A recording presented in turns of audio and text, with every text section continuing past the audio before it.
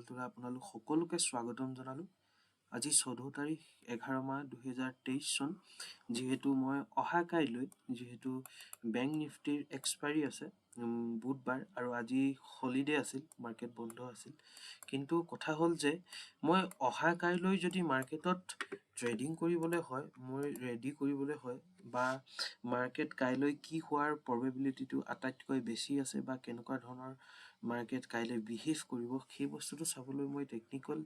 এনালাইসিসৰ জৰিয়তে মই চাব পাৰো আৰু ঠিক তেনেদৰে মই প্ৰথমে সাপোৰ্ট ৰেজিস্ট্যান্স বিলাক চাই লওঁ অহা কাইলৈৰ বাবে কি আছে মই 1 ডে টাইম ফ্ৰেমত মই লগাই লৈছো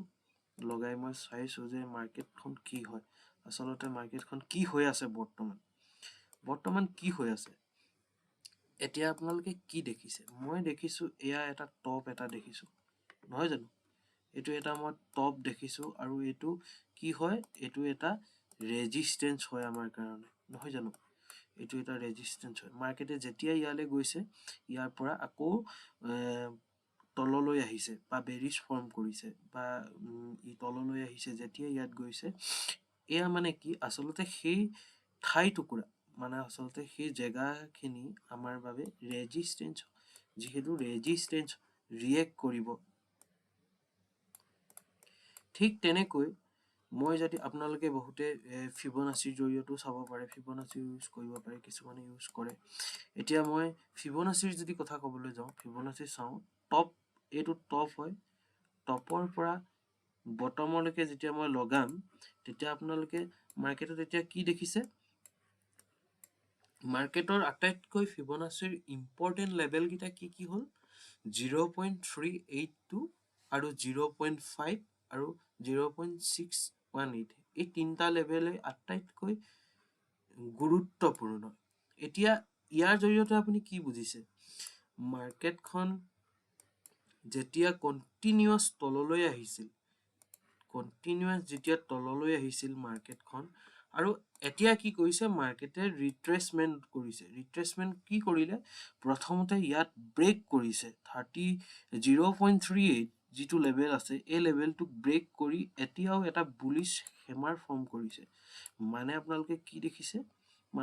মানে মাৰ্কেটখন এতিয়াও বুলিশ হৈ আছে আৰু যদি ই যায় কৰলৈকে যোৱাৰ সম্ভাৱনা আছে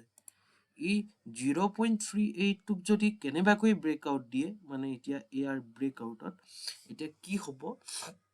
0.5 আমাৰ যেটো আছে 0.5 টো এজ এ ৰেজিস্ট্যান্স আমাৰ কাৰণে ৰিয়েক্ট কৰিব এতিয়া অহা কাইলৈ ফিবোনাচি যদি আমি চাওঁ তেনে হলে ফিবোনাচিৰ জৰিয়তে এটো আমাৰ ৰেজিস্ট্যান্স লেভেল ওলাই গল নহয় জানো এতিয়া আমি সকলো বিলাক এয়া ডিলিট কৰি লব পাৰো এতিয়া আমি যাম 1 ঘন্টা টাইম ফ্ৰেমত চাম যে মাৰ্কেটখন কেনে ধৰণৰ কি হোৱাৰ সম্ভাৱনা আছে মাৰ্কেটে কেনেকৈ গৈছে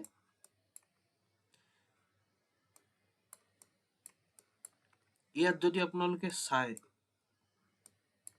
মাৰ্কেটখনক যদি এতিয়া আপোনালোকে চাই তেনে হলে মাৰ্কেটৰ ৰেজিস্ট্যান্স আপুনি ক'ত দেখিছে মাৰ্কেটৰ ৰেজিস্ট্যান্স এতিয়া মই দেখিছো মাৰ্কেটৰ ৰেজিস্ট্যান্স ইয়াৰ লগত আছে এটো হল মাৰ্কেটৰ ৰেজিস্ট্যান্স আছে মই যদি 1 ঘন্টা টাইম ফ্ৰেমত চাওঁ ইয়াৰ বাবে সাপোৰ্ট কি আছে সাপোৰ্ট কোড আছে সাপোৰ্ট ইয়াত আছে এয়া হল আমাৰ ফাৰ্স্ট সাপোৰ্ট আৰু ইয়াৰ পাছত আমাৰ সাপোৰ্ট কোড আছে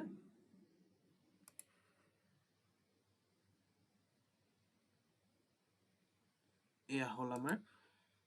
সেকেন্ড সাপোৰ্ট ঠিক আছে এতিয়া মই এক 15 মিনিটত চাম 15 মিনিটত যদি চাওঁ তেনে হলে মোৰ মাৰ্কেটৰ ৰেজিস্ট্যান্স কোড আছে ইয়াতো আছে আৰু এই জায়গাত মই দেখিছো ইয়াতো আছে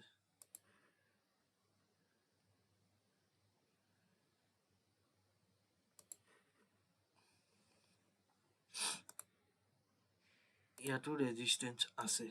ঠিক আছে আৰু সাপোৰ্ট কোড আছে সাপোৰ্ট আৰু কোড আছে সাপোৰ্ট আৰু এইটো লেভেল দেখিছে ইয়াতো সাপোৰ্ট আছে ইয়াতো অহা কাইলৈৰ বাবে সাপোৰ্ট আছে এতিয়া কথা হল যে এতিয়া আমি যদি ৰেডি হৈ যাও আমি ধৰক 5 মিনিটত ট্ৰেডিং কৰো আপোনাৰ ওপৰত ইচ্ছা আপুনি কিমান মিনিটত ট্ৰেডিং কৰে যদি আপুনি ধৰক 5 মিনিটত ট্ৰেডিং কৰে তেনে হলে অহা কাইলৈৰ বাবে এইবিলাক হল মোৰ মাৰ্কেট প্ৰেডিকশন অহা কাইলৈৰ বাবে হল এআই মোৰ সাপোৰ্ট ৰেজিস্ট্যান্স এতিয়া কথা হল যে মাৰ্কেট কোলে খুলিলে কোত যাব আৰু কেনেকৈ কেতিয়া কি হ'ব প্ৰথম কথাটো হল যদি মাৰ্কেট ইয়াত খুলে ইয়াত ৰেজিস্ট্যান্স লব আৰু মাৰ্কেটখন কোলে তললৈ অহাৰ চান্সটো আটাইতকৈ বেছি ঠিক আছে আৰু যদি মার্কেটে ইয়াত যদি খুলি যদি ইয়ালৈ যদি যায় তেনেহলে ইয়াত মার্কেট ৰেজিস্ট্যান্স লব আৰু ই তললৈ অহাৰ probability আছে ঠিক আছে যদি মাৰ্কেটখনে কাইলে ইয়াতো যদি খুলে তেনেহলে ইয়াত আমাৰ ৰেজিস্ট্যান্স লৈ ই তললৈ আহিব কিন্তু ওভাৰঅল আপোনালোকে কি দেখিছে ওভাৰঅল যেতিয়া আমি চাইছিলো আমি এতিয়া ইয়াত ৰেজিস্ট্যান্স দেখি পাইছো হেতু মই মানিছো কিন্তু যে আমি ওভাৰঅল যদি চাবলৈ যাও মার্কেটখন কি আছিল মার্কেটখন কি আছিল মার্কেটখন আছিল কোট মার্কেটখন হৈ আছিল কোট বুলিশ মার্কেট হৈ আছিল আৰু ইয়াক কোৰলৈকে ৰিট্ৰেসমেন্ট হোৱাৰ সম্ভাৱনা আছে এই ৰেড ডাললৈকে নহয় জানো ডাঙৰ ৰেড ডাল নহয় জানো তেনে হলে 0.5% লৈ অহাৰ যেতিয়া আমাৰ আছে তেনে হলে মুখ্য আমাৰ কি হ'ব মুখ্য আমাৰ টাৰ্গেট হ'ব যদি আমি বুলিশ ট্ৰেড পাও তেতিয়া আমাৰ টাৰ্গেট হ'ব এটো বুলিশ যদি ট্ৰেড পাও জোৰ পৰাই নহক লাগে আমি যদি বুলিশ ট্ৰেড পাও ধৰক যদি আমি ইয়াৰ পৰাও পাও তেনে হলে যতে নাথাকক লাগে ইয়াৰ এসএলটো কিন্তু টাৰ্গেটটো আমাৰ এটো হ'ব আৰু যেতিয়া নেকি মাৰ্কেটখন বুলিশ হৈ আছে আমি সদায় ট্ৰেড বুলিশৰ দিখতহে আমি 100% আমাৰ ট্ৰেডটো দিম যেনেকৈ ধৰক আমাৰ হাই কোয়ান্টিটি আছে যিমানটো কোয়ান্টিটি আছে কেতিয়াবা আমি কম কৰি আছো কম কৰিব লাগিব আৰু কেতিয়াবা আপুনি কেতিয়া হাই কৰিব যেতিয়া আপোনাৰ দিখত মাৰ্কেটখন সকলো ফালৰ পৰা থাকে যেনে এতিয়া ট্ৰেন্ডটো কি চলি আছে ট্ৰেন্ডটো যদি ক'বলৈ যাও আমি আপোনাৰ 1 ঘন্টা টাইম ফ্ৰেমত লগাও ট্ৰেন্ডটো কি চলি আছে মাৰ্কেট ওপৰৰ পৰা তললৈ আহিছিলে তলৰ পৰা এতিয়া ৰিট্ৰেসমেন্ট লৈছে ৰিট্ৰেসমেন্ট ললে এই কোৰলৈকে লব 38 লেভেলটো পাৰ কৰি আহিলে এতিয়া কোট লব 0.5% লব ইয়াতহে ডিসিশন লব যে মার্কেটে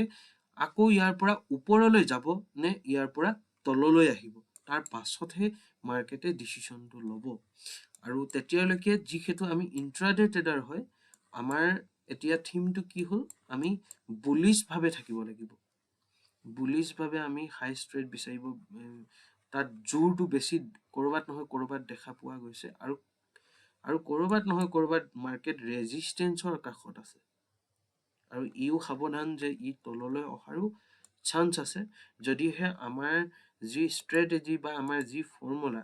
যদি প্ৰপাৰ আমাৰ এই লেভেলত যদি পাও প্ৰপাৰ যদি এই লেভেলত পাও তেনে হলে আমি ট্ৰেড কৰিম পিই পালেও পিইৰ বাবে ট্ৰেড কৰিম যদি সিইৰ বাবে পাও তেতিয়াও মানে বুলিশ হ'ব বুলি যদি পাও তেতিয়াও যদি আমাৰ ফৰ্মুলা বনে আমি তেতিয়াও ট্ৰেড কৰিম বাই কৰিম আৰু আমাৰ টাৰ্গেট থাকিব কি এই যদি বাই কৰো টাৰ্গেট এইটো থাকিব যদি আমি সেল কৰো তেনে হলে আপোনালোকে